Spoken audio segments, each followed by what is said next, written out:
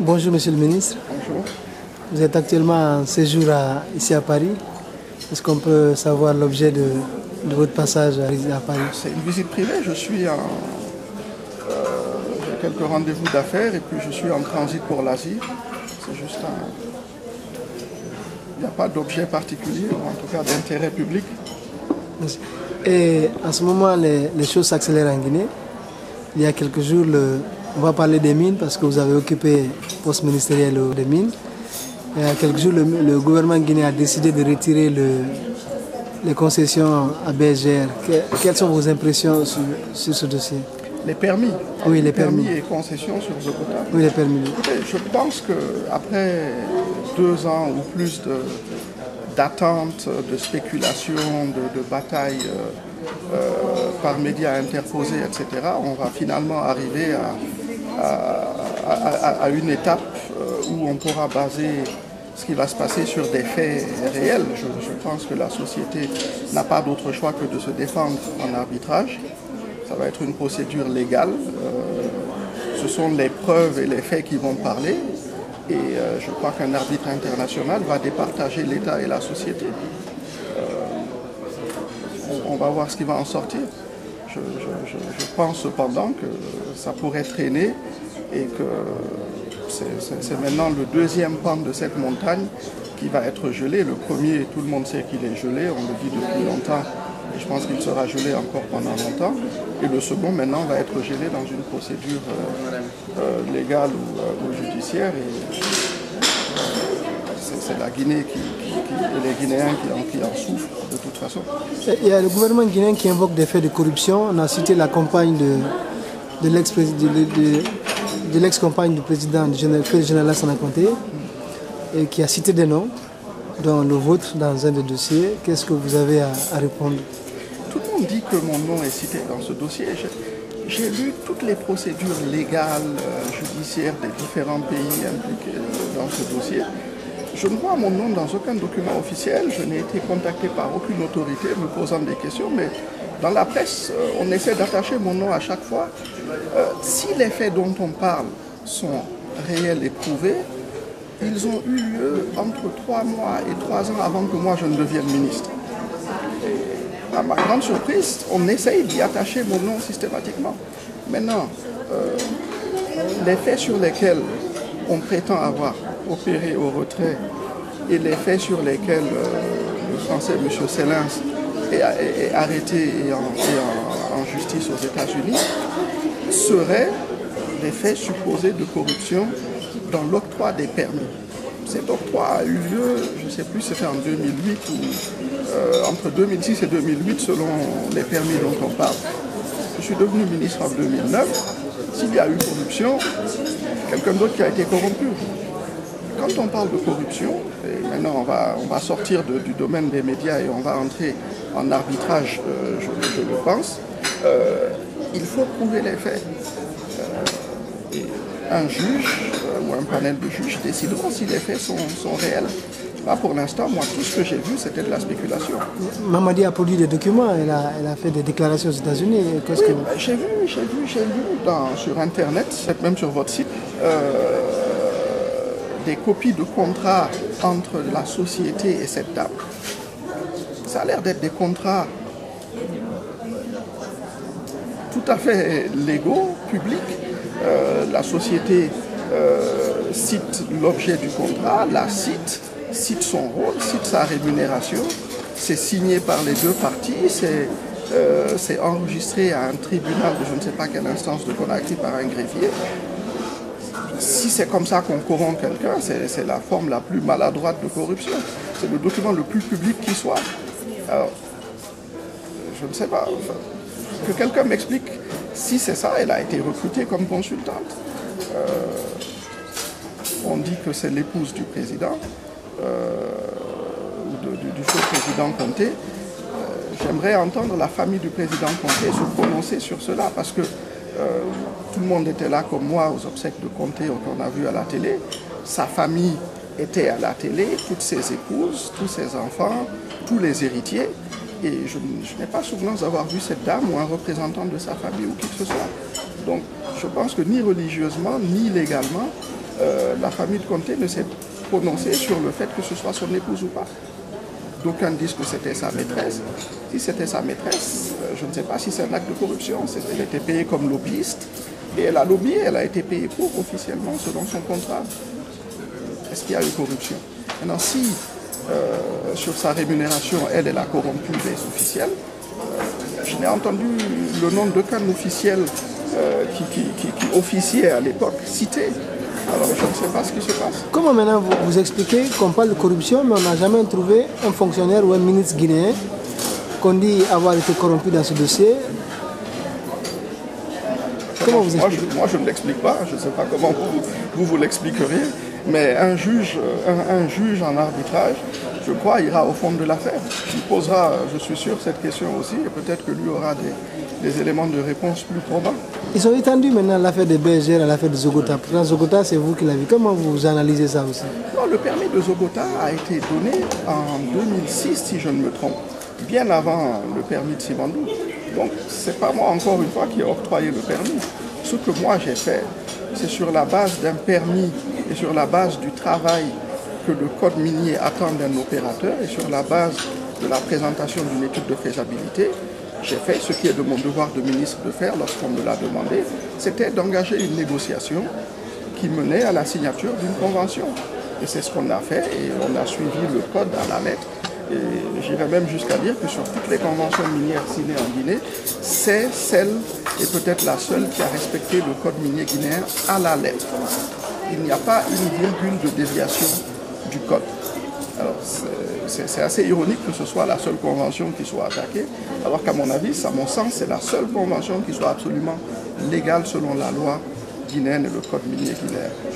À votre avis personnel, est-ce que le gouvernement aujourd'hui, pour essayer de ne pas laisser en jachère comme ça Simandou pendant encore 5, 6, voire même peut-être une décennie, est-ce qu'il ne fallait pas voir comment négocier avec BGR pour enterrer cette hache de guerre et exploiter la Simandou pour le bénéfice des Guinéens?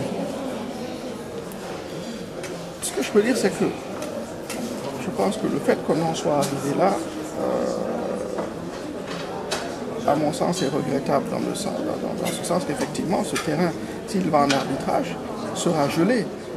Ce qu'on ignore, c'est que une fois qu'on va rentrer dans cette procédure judiciaire, octroyer ce permis à quelqu'un d'autre, bien que j'apprends qu'il a déjà été promis à plusieurs, légalement sera très difficile.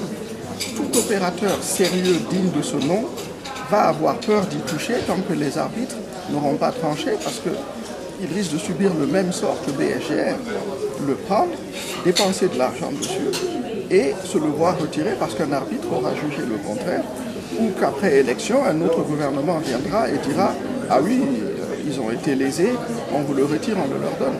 Et le cycle va se perpétuer. Donc, effectivement, il aurait fallu trouver une solution plus intelligente. Mais je pense qu'il n'y a pas eu d'effort fait dans ce sens.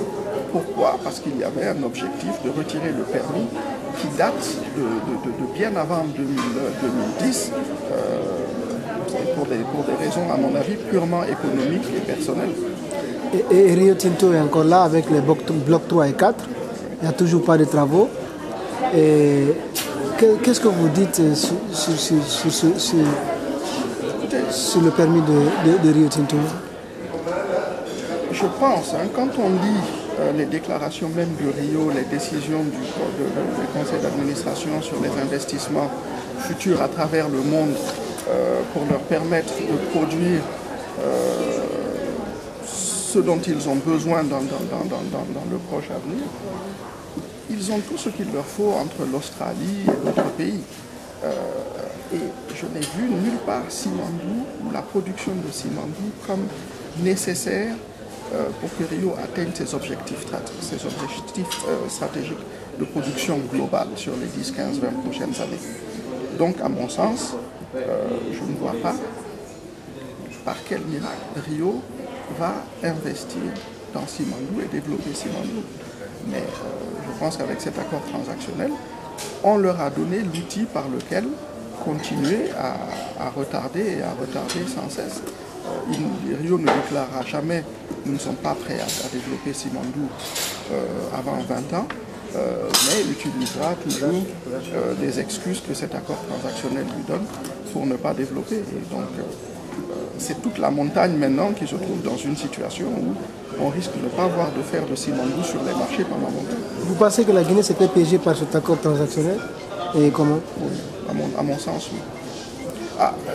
Comment? Parce que la Guinée est partie d'une situation où elle avait tous les leviers en début 2011, le permis d'exploration de Simandou des blocs 3 et 4 arrivant au renouvellement pour forcer Rio à, comment on appelle ça, à respecter ses engagements et à commencer à développer activement.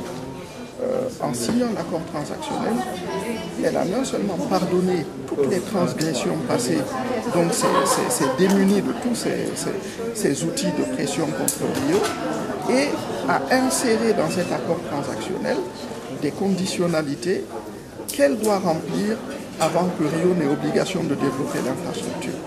Ce sont de nouvelles conditionnalités qui ont été introduites qui affaiblissent inutilement la position de la Guinée. Donc aujourd'hui, Rio peut légalement défendre le fait qu'elle ne développe pas. Alors qu'avant, elle défendait ce fait-là, mais illégalement. Et donc on avait un outil de pression contre Rio. Parce que tant que la Guinée ne lève pas les fonds pour le Transguinée, ça part dans le Transguinée. Oui. Donc ça veut dire que... Rio n'a pas obligation de développer le Transguinée. Ce n'était pas le cas avant. Et on voit aussi, c'est-à-dire dans le domaine des mines aujourd'hui, on se dit que le professeur Alpha Condé est dans de grosses difficultés parce qu'à l'affaire de GAC aussi, Moudabala, là on est à quel niveau sur ce dossier?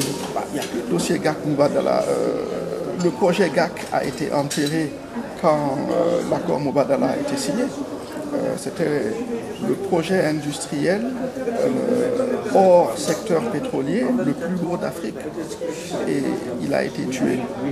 Après presque 700 ou 800 millions de dollars d'investis dans le projet, des partenaires qui avaient des obligations de contribuer au développement tel que Moubadala, en rachetant GAC et en tuant le projet, se sont libérés de ces obligations. Et aujourd'hui, Moubadala a obtenu la permission de faire une mine de 300 000 tonnes, là où elle avait l'obligation de construire une raffinerie de 5 milliards de dollars. La raffinerie, Moubadala est en train de la construire, mais à Abu Dhabi, pas en Guinée. Donc je vois mal où, quand et comment la raffinerie GAC sera construite. Encore une fois, on s'est tiré une balle dans le pied, à mon avis. Donc les 6 milliards dont on parlait appellent le retour d'Abu Dhabi. Les 6 milliards, c'est les 6 milliards qui ont été tués. C'est le projet GAC. Le projet Moubadala de raffinerie, encore une fois, à mon sens, ne verra jamais le jour. Le gouvernement dit qu'il a obtenu 6 milliards. Vous dites qu'on a tué 6 milliards. Non. Si le gouvernement a dit qu'il a obtenu 6 milliards, le gouvernement a menti. Moubadala a dit qu'ils allaient construire une raffinerie qui vaudra 5 à 6 milliards. Il ne parle de rien d'autre que le projet GAC, dans lequel ils étaient partenaires et avaient obligation de contribuer au départ. Mais ces obligations ont été retirées. Donc, Moubadala peut dire qu'ils feront un jour cette raffinerie, n'ont aucune obligation de le faire et, logiquement, n'ont aucune raison de le faire. Moi, si j'étais à leur place, je ne le ferais pas. Je vais tirer mes 300 000 tonnes de bauxite par an d'une mine qui devait supporter une raffinerie de 5 milliards de dollars et je vais alimenter ma raffinerie à Abu Dhabi où je ne suis pas soumis au risque, en tout cas le risque perçu guinéen aujourd'hui dans le secteur minier. Donc je ne vois pas par quelle logique Moubadala ce serait suicidaire de leur part de faire cette usine, elles le feront pour Friguia a fermé. Qu'est-ce que vous avez fait pendant la transition pour laisser Friguia comme ça aussi? Vous n'avez plus rien fait pour sauver Friguia. Alpha Condé a trouvé... Friguia n'a pas fermé de mon temps. Or, les conditions économiques dans lesquelles Friguia fonctionnait, le secteur minier tout entier fonctionnait, Rusal, propriétaire ou opérateur de Friguia, a fermé partout sauf en Guinée de mon temps. Si moi j'ai réussi à maintenir Friguia ouvert quand Rusal et les autres fermaient partout, qu'on m'explique comment est-ce que, après que la crise soit passée, la transition soit passée, etc., Friguia a fermé. Et qu'est-ce qui s'est passé alors? Je ne sais pas, je n'ai pas suivi après. Mais j'aimerais bien comprendre aussi. Pourquoi vous n'avez pas peut-être apporté un peu aux expertises un peu pour Alpha Condé pour... Oh, je pense que mes opinions et mes conseils ne sont pas les bienvenus en Guinée. Alors, maintenant, on va essayer de parler un peu de Nimba aussi, parce qu'au niveau de Nimba, le même problème aussi se pose. Aujourd'hui, on a décidé d'exporter la production de Nimba par le Libéria. Ah non, c'est la production du projet CEVO. Nimba, parler de Nimba, il faut parler de BHP en général.